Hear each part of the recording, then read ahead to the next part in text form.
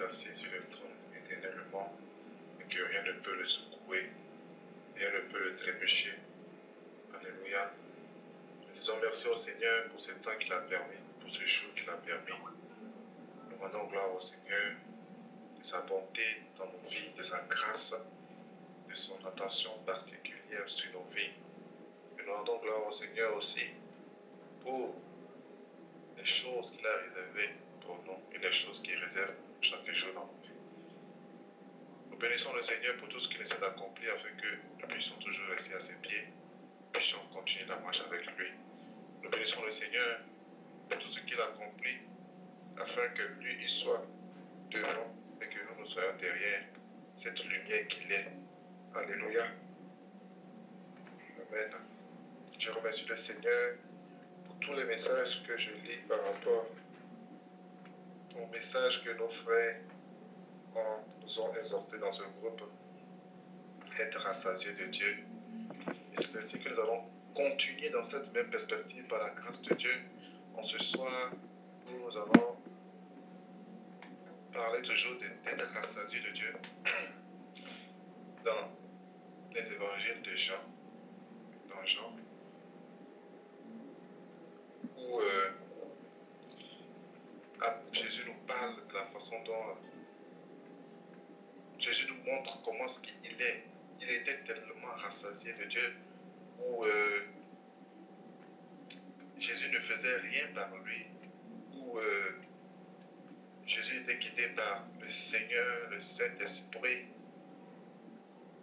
Dieu son Père, ce qui montre totalement et entièrement la façon dont il était totalement rassasié de Dieu. Et vraiment, c'est tellement intéressant que je ne sais pas quelle partie. Nous allons illustrer cela en ce soir par la grâce de Dieu dans l'histoire de cette femme, la femme adultère.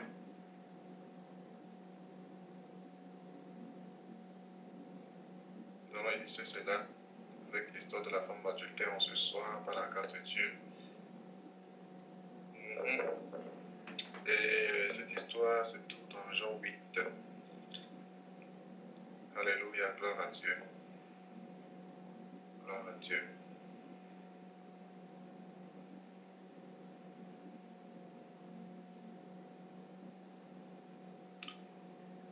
C'est très intéressant, bien aimé. L'histoire de Jésus-Christ dans les évangiles de Jean, sincèrement à partir de Jean 6. Jean 6, vraiment. Et Jean 5 même nous parle de la façon dont Jésus était tellement rempli de Dieu, rempli, rassasié totalement de Dieu. Et celui qui était rassasié de Dieu, qui disait, je ne cherche pas ma gloire, mais c'est la gloire de celui qui m'a envoyé. Je ne cherche pas mon témoignage, je ne rends pas le témoignage de moi-même, mais celui qui m'a envoyé rend mon témoignage. Où il parle, et cela amène même les pharisiens à avoir des divisions parmi eux. Alléluia. Bon, nous allons prendre l'histoire de cette femme adultère là, où nous allons illustrer ce thème dont nous sommes en train de partager par la grâce de Dieu, d'être rassasiés de Dieu totalement en ces temps de la fin où nous avons véritablement besoin de cela.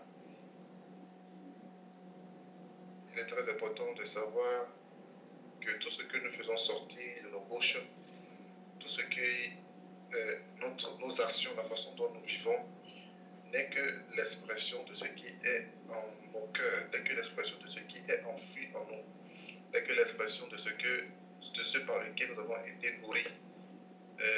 Et nous devons nous dire que lorsque nous posons toutes sortes d'actes, les paroles que nous faisons sortir expriment totalement, entièrement d'où nous venons et de quoi nous avons été nourris, comme j'étais en train de le dire. Lorsque une personne qui a été nourrie totalement, entièrement, des termes de la comptabilité, lorsque cette personne s'exprime, on sent entièrement que cette personne est imbibée dans la comptabilité, cette personne est imbibée dans les finances, dans les détails. Il connaît les coins et les sorties de l'économie. Il est rassasié de l'économie. beaucoup l'économie, le choix de l'économie. Et il est à la fuite de toutes choses, de ce qui se passe par rapport à l'économie. C'est ainsi aussi une personne qui te parle d'informatique, et dans l'informatique, il y a plusieurs domaines de la sécurité. On te parle de la sécurité, on te parle de la sécurité parce que cette personne a été totalement nourrie. Nourrie de la sécurité. C'est ce qu'il a fait. Il absorbe, il écoute, il est plus que rassasié de ces choses-là. Et c'est ainsi dans plusieurs domaines politiques. Et nos actions, notre être, ce que nous sommes, dépend de ce qui est enfui en nous, dépend de ce qui a été garni, c'est-à-dire en nous, de ce de quoi nous avons été totalement nourris. Voilà. Et si nous voyons, nous remarquons des gens qui sont haineux, rancuniers, ainsi cela montre beaucoup de choses. D'où est-ce qu'ils viennent? D'où est-ce qu'ils viennent? Il y a plusieurs personnes qui savent d'où ils viennent et où ils vont. Et dans leurs actions, nous pouvons remarquer cela. Voilà pourquoi la parole de Dieu déclare que celui qui je suis la lumière, je suis dans Jean 8:12, Jésus dit, je suis la lumière du monde. Du monde. C'est bien dit du monde. Celui qui me suit ne marchera pas dans les ténèbres, mais il aura la lumière de la vie. Donc en quelque sorte, celui qui ne suit pas Jésus-Christ vit dans les ténèbres. Il n'aura aucune connaissance. Quand on dit la lumière de la vie, ça dit la connaissance sur la vie. Donc, quand nous voulons illustrer cela, quand on dit celui qui ne suit pas Jésus, c'est-à-dire que celui qui ne met pas Jésus devant lui, et lui, il est derrière, il marche dans les ténèbres.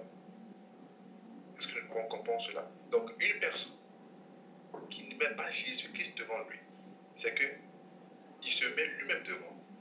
Il compte sur sa force, il compte sur sa connaissance, il compte sur lui-même. Il compte sur lui-même pour pouvoir faire les choses. Et cette personne, en fait, n'a pas la lumière de la vie, n'a pas la connaissance de la vie. La vie, ce n'est pas aller bien à l'école, réussir et accomplir quelque chose dans la vie, c'est-à-dire construire une maison, une belle maison, avoir des voitures. Non, ce n'est pas ça la raison de la vie, le sens de la vie. Et lorsque Jésus-Christ est en train de parler de la lumière de la vie, c'est comprendre l'essence, l'éthique de ce que c'est que la vie.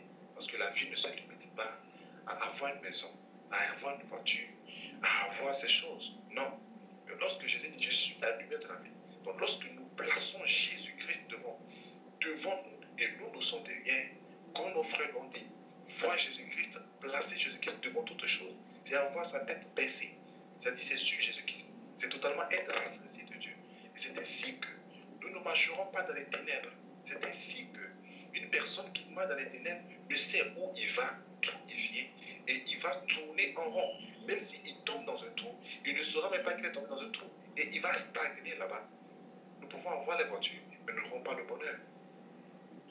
La lumière de la vie, c'est-à-dire c'est l'essence de la vie, le goût de la vie. Voilà pourquoi j'ai beaucoup aimé que la parole qui a dit aujourd'hui quand j'ai lu disait Simeon ne voulait pas que Dieu prenne sa vie parce qu'il était fatigué de la vie, mais parce qu'il avait soif de Dieu.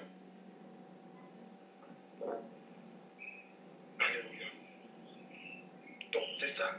Donc une personne qui n'a pas la lumière de la vie, c'est-à-dire qui n'est pas rassasiée de Dieu, c'est-à-dire quoi? Qui n'a pas Jésus-Christ devant lui, ne saura rien sur la vie.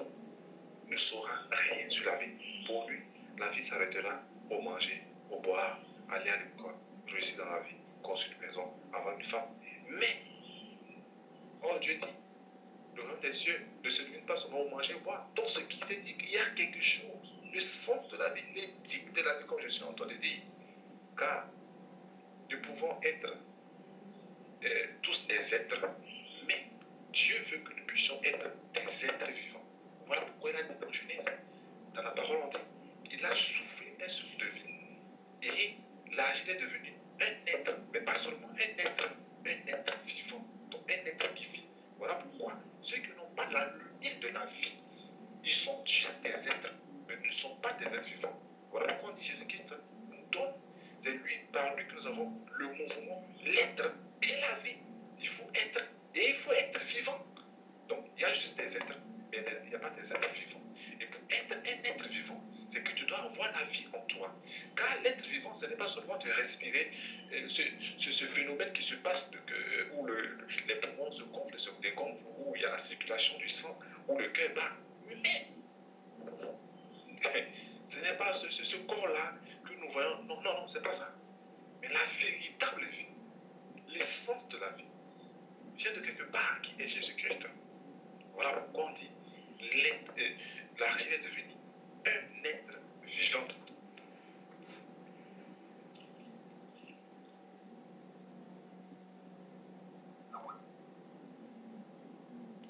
Voilà pourquoi on a dit l'homme devint un être vivant. On pouvait juste s'arrêter à être, mais on a dit bien un être vivant. Donc, il est impératif que nous puissions avoir Jésus-Christ comme lumière de la vie. C'est-à-dire quoi? Comme Jésus-Christ l'a dit, celui qui me suit. Quand il dit celui qui me suit, c'est-à-dire que celui qui est derrière lui. Parce qu'on ne peut pas suivre une personne étant devant cette personne. Mais on suit une personne en étant derrière cette personne-là que l'on suit. Alléluia.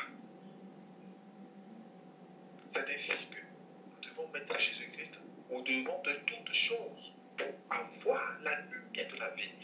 Une voiture n'a pas les phares derrière la voiture, mais a les phares devant, qui est très important, qui permet de le projeter afin qu'il puisse voir et marcher, afin qu'il puisse avoir la connaissance de la route pour savoir s'il y a un trou devant ou pas.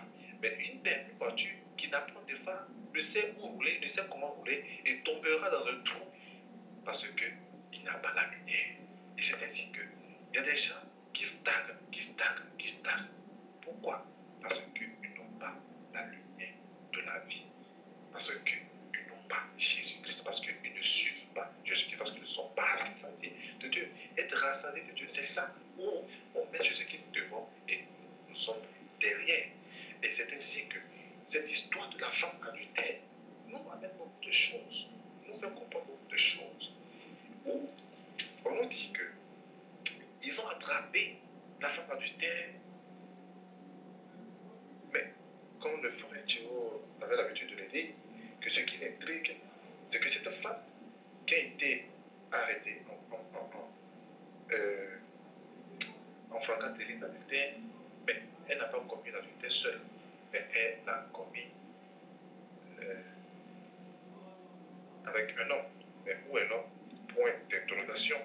On amène cette femme devant Jésus et il s'appuie sur une loi. L'homme qui s'appuie sur une loi pour pouvoir demander à Jésus-Christ ce qui lui qu'est-ce que lui pouvait dire par rapport à cela? La loi de Moïse dit ceci, mais toi tu dis quoi? Voyons le cœur de l'homme. Voyons combien de fois l'homme est. Il s'appuie sur une loi. Or, Dieu nous appelle à marcher dans la justice. Voilà mon Père a dit. Ne jugez pas par rapport à l'intelligence, mais jugez selon la justice. Or, la justice, l'essence de la justice, c'est Dieu. Puisque la justice, c'est ce qui est propre, ce qui est saint, ce qui est clean, très clean. Parce que Jésus, Dieu, il est saint, il est propre.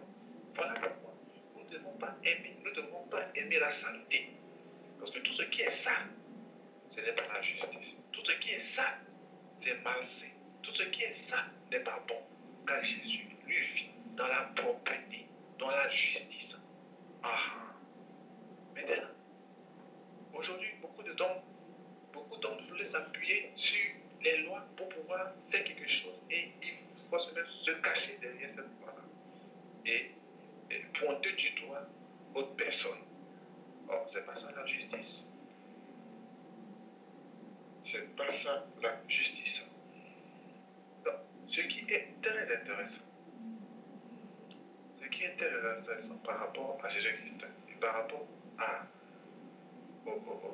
la façon dont cette femme-là, c'est-à-dire la posture et l'attitude de cette femme devant, c'est l'angle-là qui se levait contre elle, c'est l'angle-là qui l'accusait, c'est l'angle-là qui la mortifiait. Elle est restée calme. n'a pas écrit quelque part où on a dit que cette femme a branché, ou bien a levé aussi sa langue contre ces personnes-là qui la mortifiaient et qui haussaient le ton contre elle devant Jésus-Christ. Maintenant, c'est ça. Un pécheur, quand il reconnaît vraiment son péché, il ne crie pas, oh, oh, oh, il ne veut pas s'appuyer sur une loi pour pouvoir dire à Dieu, et tu sais que c'est comme ça. Non, non, non, non. Un pécheur, lorsqu'il reconnaît son péché, il se tait et il cache sa face devant le Seigneur. Cette femme a caché sa face. Cette femme ne voulait même pas regarder. Elle s'est tuée. Quelle est ma position si véritablement je suis rassasié de Dieu? Quelle est ma posture? Quelle est mon attitude vis-à-vis de Dieu lorsque j'ai commis un péché? Ou bien lorsque un frère a commis un péché? Est-ce que j'écris à tue-tête devant tout le monde pour pointer du doigt mon frère, ma soeur, qu'il a péché, il a fait ceci? Ah, si c'était cela, c'est que Jésus-Christ allait véritablement enlever nos robes et allait montrer à tout le monde entier, crier sur le toit nos péchés que nous faisons chaque jour.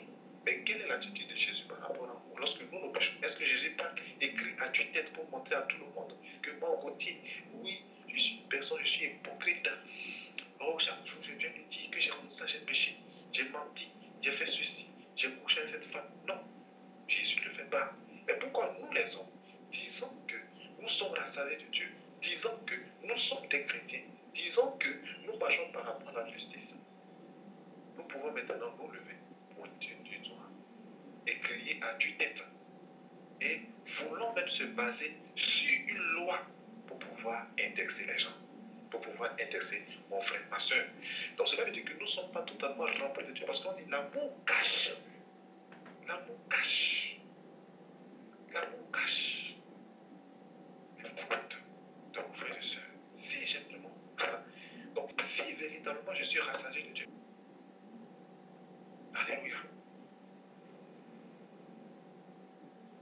Alléluia. Cette femme a caché. Cette femme n'a même pas branché, n'a même pas levé sa voix pour dire quelque chose, pour pouvoir se justifier. Non. Et c'est Dieu. Quelle est ma posture devant Dieu lorsque je viens à Dieu, lorsque j'ai péché? Est-ce que je commence par non.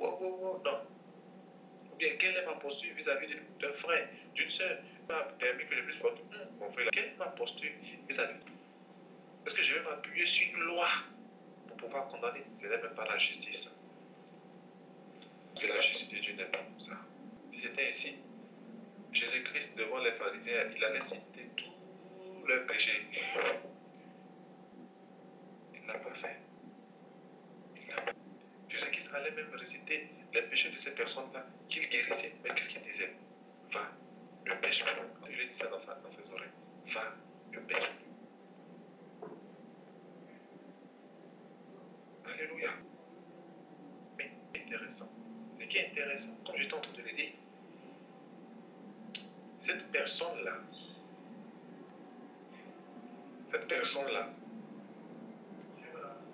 un instant s'il vous plaît, et Jésus s'étant baissé, écrit les doigts sur la terre. Waouh!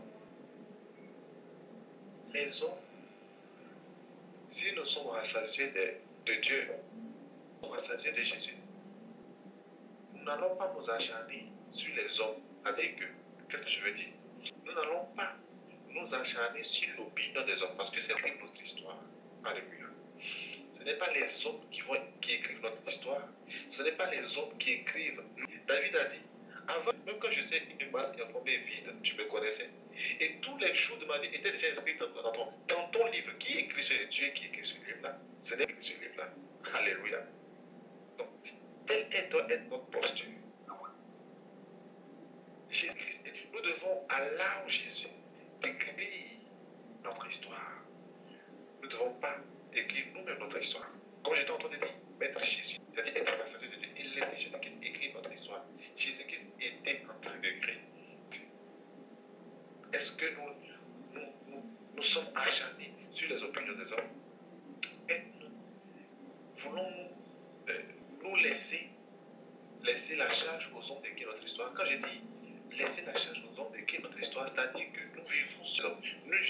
sur le commentaire des hommes. Nous vivons sur les témoignages. Jésus-Christ a dit quoi?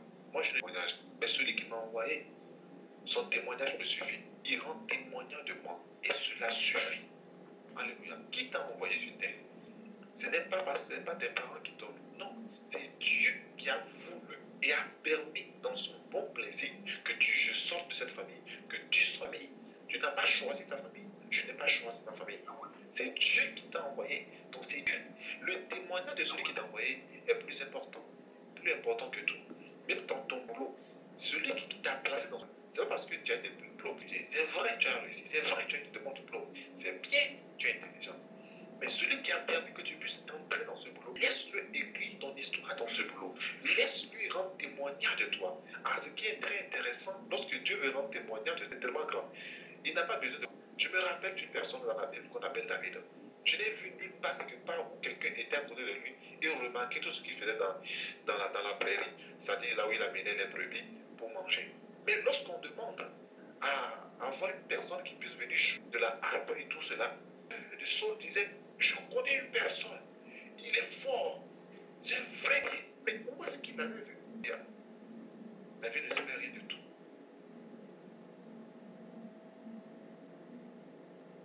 David ne savait rien du tout. David ne savait rien du tout. Donc, le témoignage de Jésus, est la chose la plus importante. Lorsque tu laisses Dieu écrire, ton histoire est vraie. Ton histoire n'est pas un film. Ton histoire est vraie. Parce qu'il est l'auteur de toutes choses. Il dépasse toutes sortes de réalisateurs. Les réalisateurs peuvent faire des mystères peut-être. Parce qu'il faut des répétitions et des avant de pouvoir faire ce film-là, avant de monter ce film, on a besoin de ça. Lui, il appelle les choses à exister dans ta vie comme si c'était déjà là. Est-ce que nous comprenons cela? C'est le véritable écrivain, le véritable stylo typique. C'est lui le véritable toi qui écrit notre histoire. Donc, ne vous pas laisser les wow, les parler, écrire notre histoire. Donc, c'est ici que c'est ceux qui n'ont pas placé Jésus-Christ, c'est ceux qui n'ont pas derrière Jésus-Christ qui laisse les autres et qui donne l'histoire. Mais celui-là qui est derrière Jésus-Christ, place Jésus-Christ devant, et qui est rassasié de Jésus-Christ, laissera totalement entièrement Jésus-Christ écrire son histoire, écrire sa vie. C'est celui-là qui est véritablement rempli de Dieu. Alléluia. Donc cette femme, c'est Dieu. Jésus-Christ écrivait. Alléluia. Jésus-Christ écrivait. Il pouvait dire, mais mon Parisien, vous n'écoutez de rien. Vous jugez selon la mais jugez selon la justice. Vous pouvez dire aux Parisiens et que vous, si véritablement vous étiez de Dieu, vous connaissez que, vous connaîtrez que je suis envoyé de Dieu. Mais vous, cette personne, c'est-à-dire, votre Père, ce n'est même pas Dieu. C'est-à-dire que c'est le diable. Ah, donc, il faut reconnaître ceux en qui Jésus-Christ abonde par leurs actions. Voilà pourquoi je t'entends te dire, rassasié de Dieu. Si je suis véritablement rassasié de Dieu, quelle est ma posture vis-à-vis d'un frère qui a péché? Quelle est ma posture? Mon attitude vis-à-vis d'une sœur qui a péché? Si véritablement je suis rempli de Dieu, l'amour de Dieu. Est-ce que Jésus-Christ sur la croix était en train de réciter les péchés de tous ceux qui étaient là? Plutôt, il disait, Seigneur, aie pitié d'eux. Voilà celui-là qui est rempli de Dieu. L'amour, la patience, la miséricorde. Waouh! Mais aujourd'hui, c'est la colère, c'est la rancune, c'est la vengeance. Or, la parole de Dieu déclare, fils de Dieu, aimé, bien-aimé de Dieu, ne vous vengez pas, mais laissez Dieu agir à but l'action. Et la parole de Dieu déclare, même si je suis en colère, je ne dois pas dormir sur ma colère. Si véritablement je suis rempli, je ferai ainsi. Ainsi, Jésus-Christ écrivait sur le sang, pendant que les hommes étaient en train de parler. Bien-aimé, un temps où les hommes parleront, où les gens diront des choses sur toi. Gardons silence. Comme cette femme-là, c'est le Seigneur. Ce jour-là, Moïse était en train d'écouter les parler des hommes. Moïse était en train d'écouter les cris de ses enfants d'Israël là. Mais lui seul savait tout. Il s'était tué. Oh, ce jour-là, il était en train de devant les problèmes. Mais parce qu'il connaît son Dieu, parce qu'il était rempli de Dieu totalement, il savait, il s'est tué. et il a vu le miracle du Seigneur où la mer s'est fondue. Alléluia. Mais est-ce que moi, pendant ce temps-là, est-ce que je prête tellement attention à ces parler-là? Des fois, je m'imagine quelle est totalement véritablement la posture de cette femme-là ce jour-là. Avait-elle fermé ses oreilles? Ou bien était-elle seulement tranquille, de tête basse, et ne disait rien et ne regardait même pas les hommes? C'est-à-dire, je suis en train de voir cette femme avec-elle là le jour-là. Ou bien elle s'est levée, ou bien elle voulait. Des fois, les gens qui veulent répliquer, mais cette femme-là était tranquille, en face de Jésus. Comme il continue à l'interroger, il se releva et lui a dit que celui de vous qui a péché jette le premier. Alléluia. Et s'étant de nouveau baissé, il écrivait sur la terre. Quand ils ont été accusés par leur conscience. Voyez-vous, toutes ces personnes qui veulent prendre appui sur une loi quelconque, pas de Dieu, pas la véritable justice, sera condamné dans sa propre conscience. Sera condamné. Voilà pourquoi. Avant de lever le doigt sur une personne, il faut que je m'interroge. Il faut que je m'interroge. Moi, si j'étais dans ce cas, moi, si je suis passé par ça, on ne peut pas lever le petit doigt simplement. Qui sommes-nous pour lever le petit doigt ici? Alléluia. Que celui qui n'a jamais péché jette la première pierre. Donc, pour dire que l'habitude, c'est celui-là qui n'est pas rassasié de Dieu, qui est rapide à pouvoir accuser les gens. C'est celui-là qui n'est pas rempli de Jésus-Christ totalement, qui prend plaisir how can I say it? C'est-à-dire, à accuser, voilà. C'est ça même. C'est ça le mot même. À accuser, à dire des choses sur cette personne-là qui a péché. Et à vouloir même prendre la parole dans la Bible pour pouvoir bien accuser la personne. Pour pouvoir bien accuser la personne. Alors Jésus demande que celui de vous qui n'a jamais péché jette la première pierre. Jette. Donc, ainsi,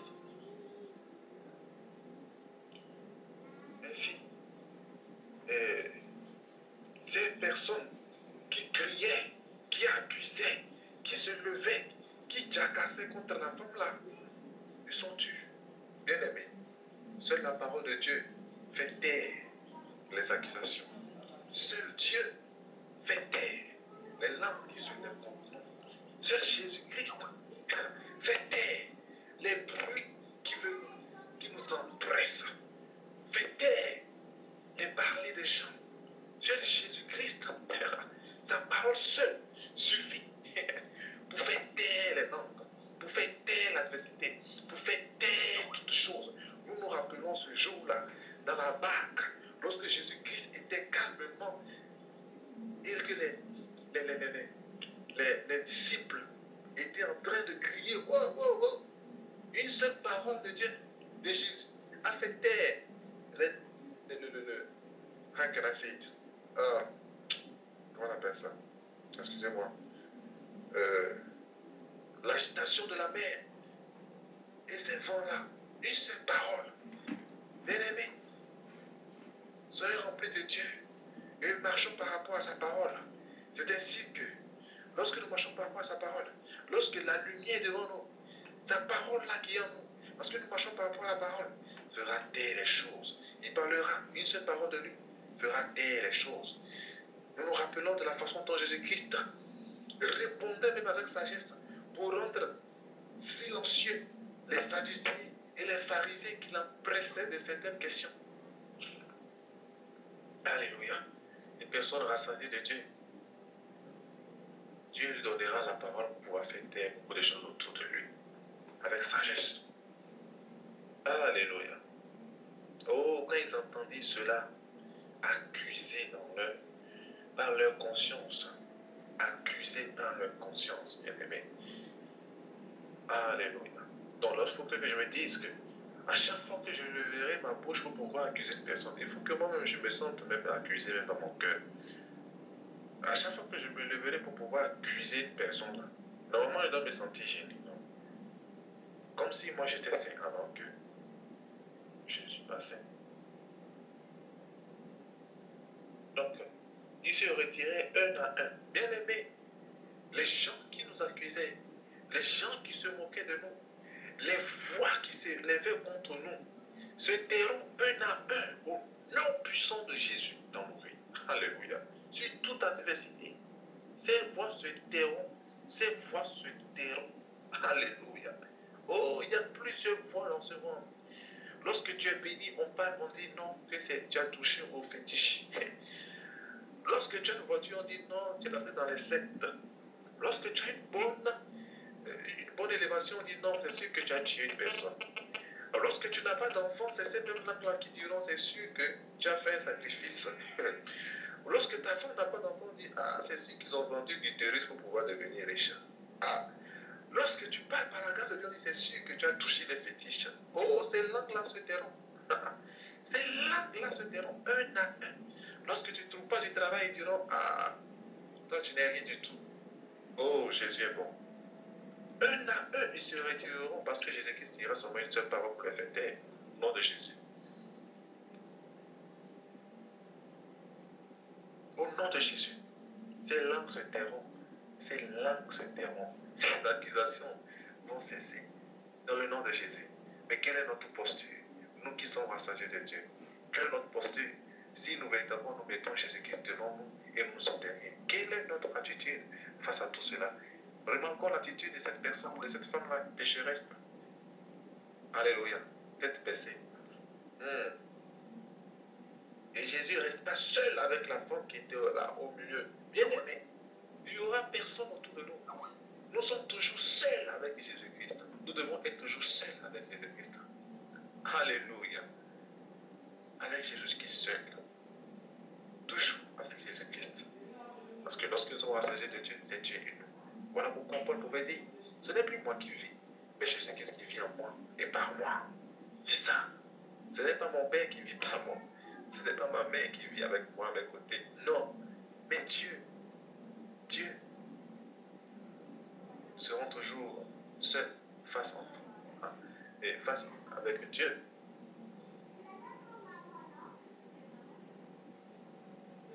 Nous serons toujours seuls, bien-aimés. Nous sommes toujours seuls avec Dieu. Nous ne sommes pas avec les hommes. Voilà pourquoi nous ne devons pas chercher les témoignages des gens, comme Jésus-Christ le disait. Je ne cherche pas votre témoignage. Le témoignage de Dieu me suffit. Dieu là, il est seul. Il n'y a que seul Dieu. Amen. Donc, seulement Dieu, bien-aimé. Seulement Dieu.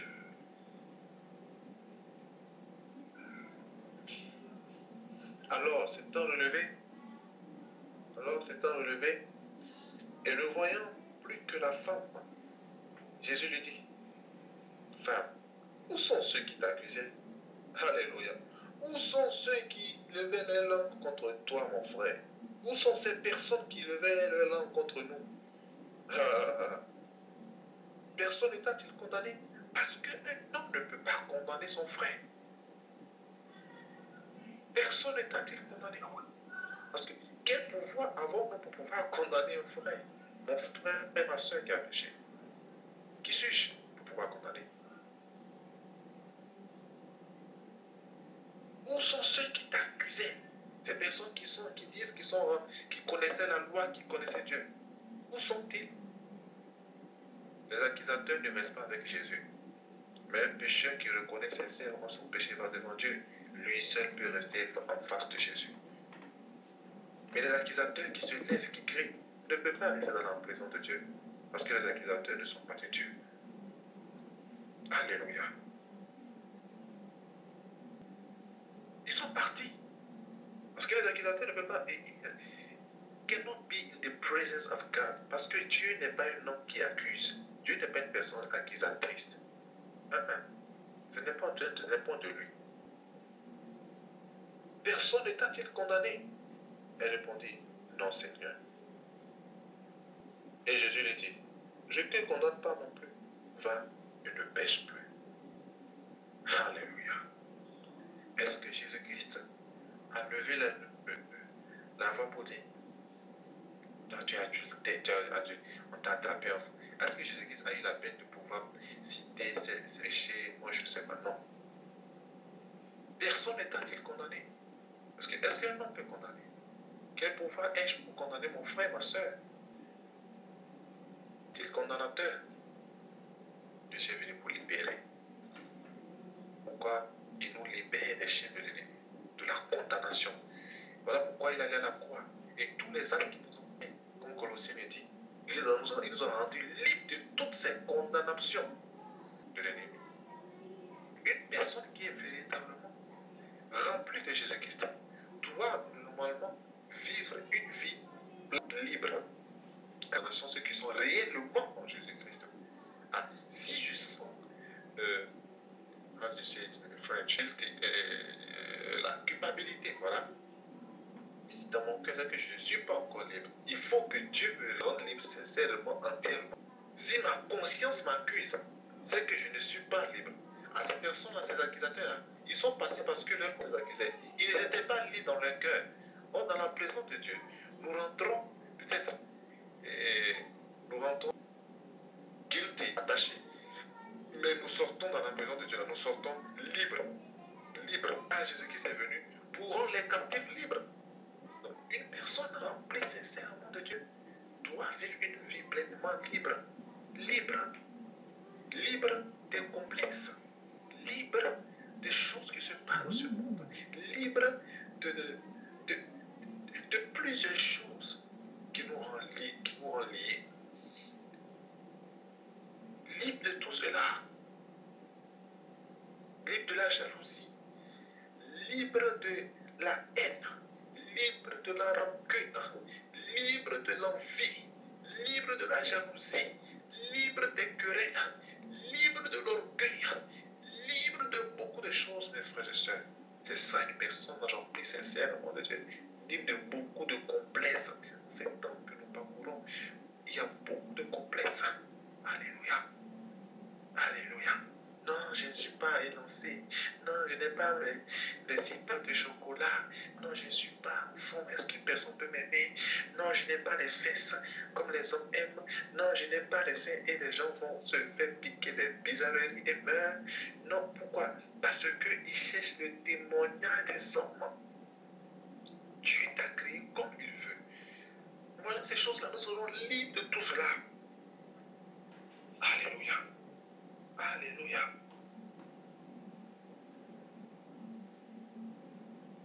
Celui qui suit Jésus-Christ ne marchera pas dans les ténèbres, mais aura la lumière de la vie. C'est ça la lumière de la vie. Où nous sommes libres. Lorsque nous sommes totalement remplis de Dieu, nous ne sommes pas libres, nous sommes libres de ces complexes-là, libres de ces choses-là, où ces choses-là ne nous accaparent pas dans le cœur. Qu'est-ce que je ferai demain pour pouvoir encore attirer les gens vers moi? Qu'est-ce que je porterai encore demain par rapport à ce que les gens vont dire?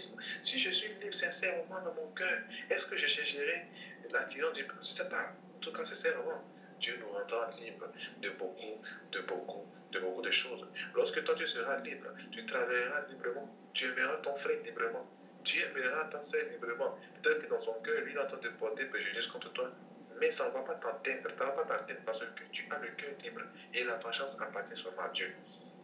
Et Dieu va t'élever. Parce que tu n'as pas des choses dans ton cœur. Tu es libre. Mais lui, il est accablé.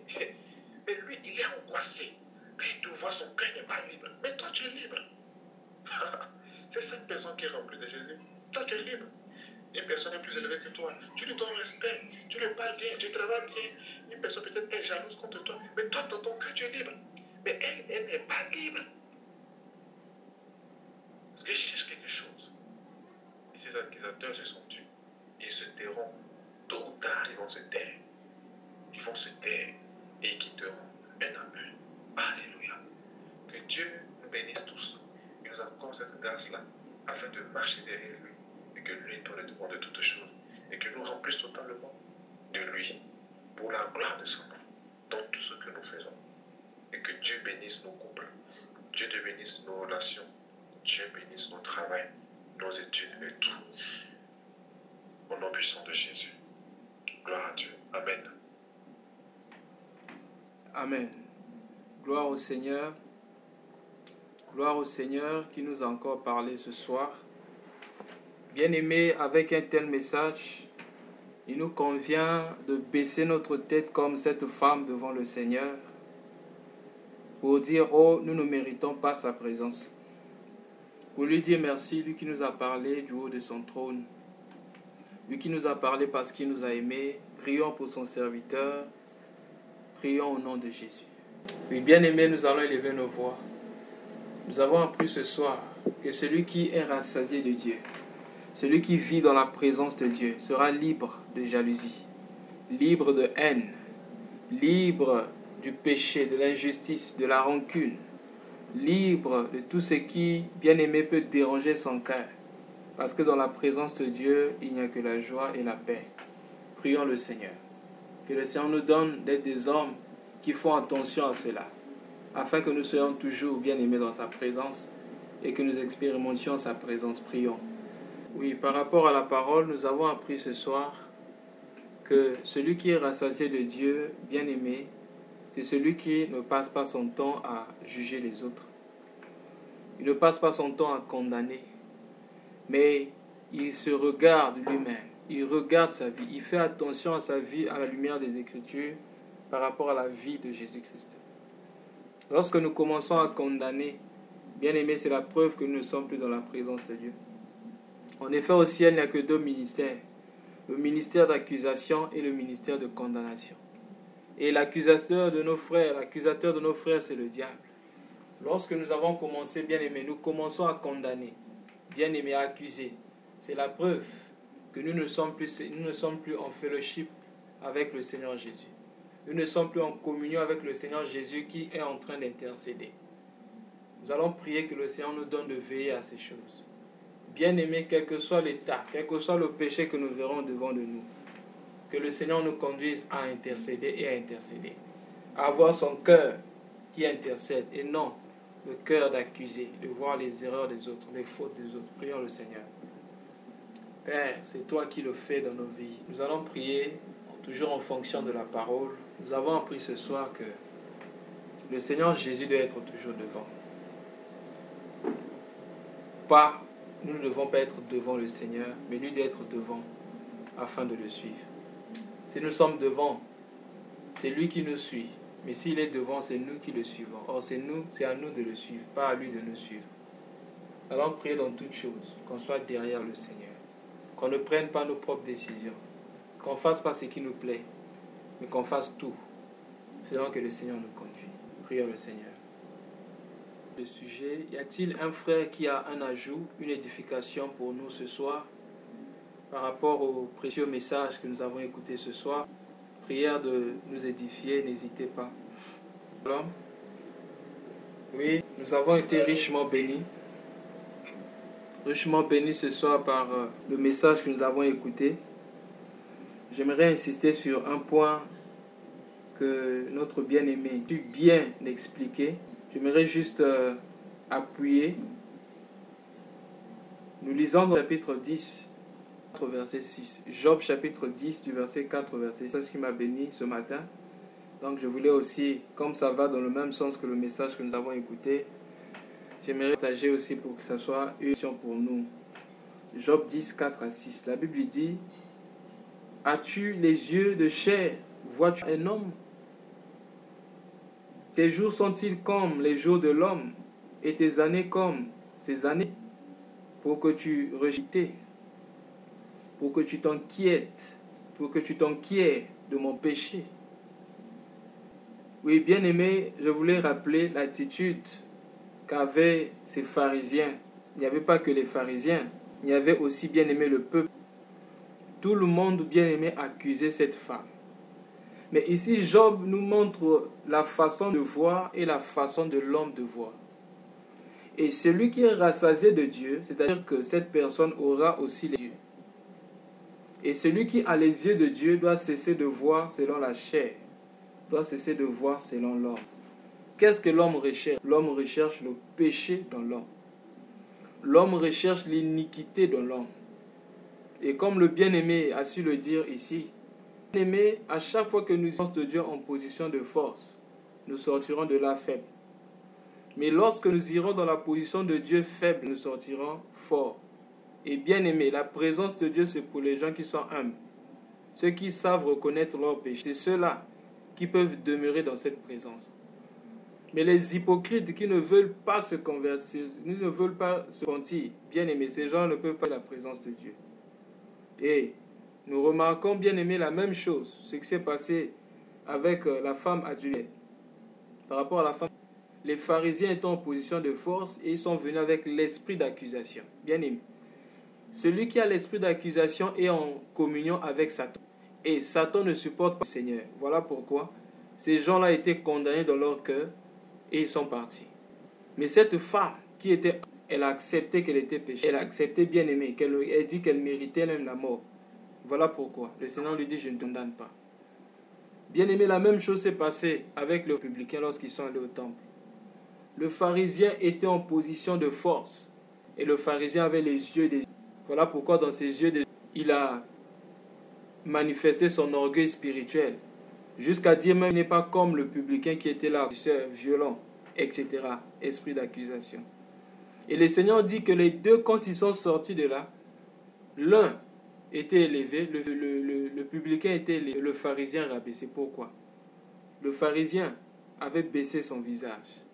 Mais le pharisien, plutôt le publicain avait baissé son visage, le pharisien avait son visage haut. Son visage était en haut. Il a gardé son visage en haut, bien aimé. Il voulait prouver qu'il était quelque chose. Mais quand il est sorti de là, bien aimé, rabaissé. Vraiment que le Seigneur nous aide à ne pas les hommes comme des humains. Parce que, bien aimé, nous avons la divinité en nous. Mais regardez ce que Dieu regarde. Bien aimé, qu'est-ce que tu regardes? Qu'est-ce que je regarde?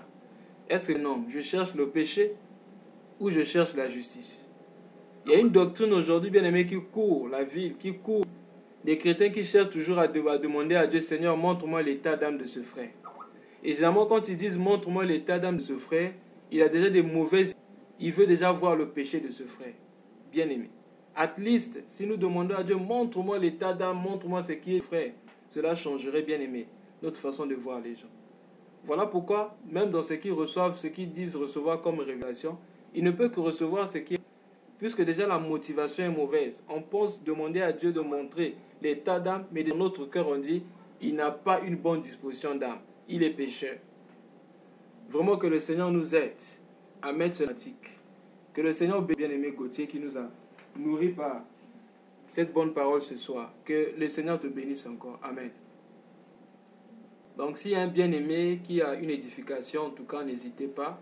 Et puis, si le frère Gauthier a encore à nous donner à manger, il peut revenir. Hein. On n'est pas fatigué. On peut toujours avoir les prolongations parce que si quand nous suivons le match, pendant la prolongation, on n'éteint pas la télé pour dire que, écoutez, comme c'est la prolongation, ça dure. On laisse la télé, mais on continue à suivre. Ça veut dire que même la prolongation, bien aimée, ça ne va pas nous déranger. En tout cas, je bénis les Seigneurs. Je suis très béni par le message. Et c'est ça le pain de la maison. C'est ça le pain qui donne la vie. Il n'y a pas un pain comme celui-ci. Nous débarrons qui nous rassasie de Dieu. Je suis très béni. Pourquoi? Parce que le Seigneur m'interpelle à des choses que je suis en train de faire face. Et le Seigneur me montre le chemin. Bien aimé, une chose est vraie, Dieu ne parle pas à des bambous, il ne parle pas des manguiers, mais il parle aux hommes. Écoutez ce que dit l'Esprit aux hommes.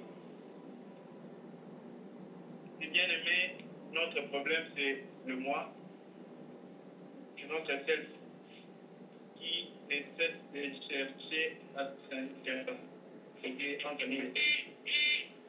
Il se tient comme un barrage pour empêcher notre bénédiction.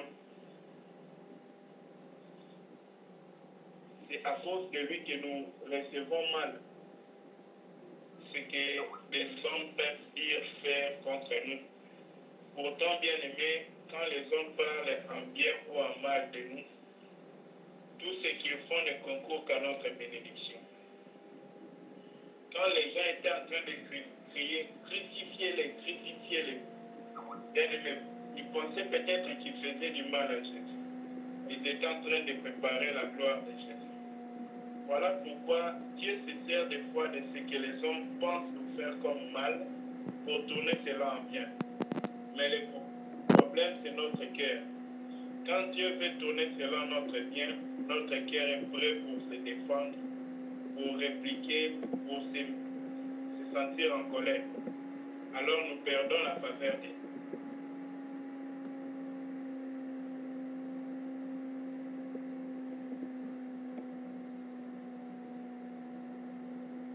Nous défendre. Arrêtez de nous justifier. Bien-aimés, c'est le moi qui est le grand problème là. Parce que le moi veut nous défendre. Le moi veut que ce qui est bien soit attaché à nous. Des fois, quand quelque chose est bien, on ne veut pas que ça soit un autre. On veut que ça soit nous. Oh bien-aimé, je bénis le Seigneur parce qu'il est en train de m'aider sur ce point. Apprendre à se réjouir quand quelque chose d'autre est à autrui. Apprendre à trouver la joie parce qu'un autre a obtenu quelque chose de bon. Que le Seigneur nous aide à nous dépouiller du moi et à nous remplir de lui. Bien-aimé, c'est une longue journée. Mais si nous sommes prêts à passer par l'épée des chérubins qui gardent les jardins, nous y arriverons. Et si nous voulons protéger les moi, nous ne voulons pas passer à l'autel. Nous n'y arriverons pas. Que le Seigneur nous aide. Merci beaucoup à vous. Et que le Seigneur nous aide à vivre cette parole. Au nom de Jésus-Christ, amen.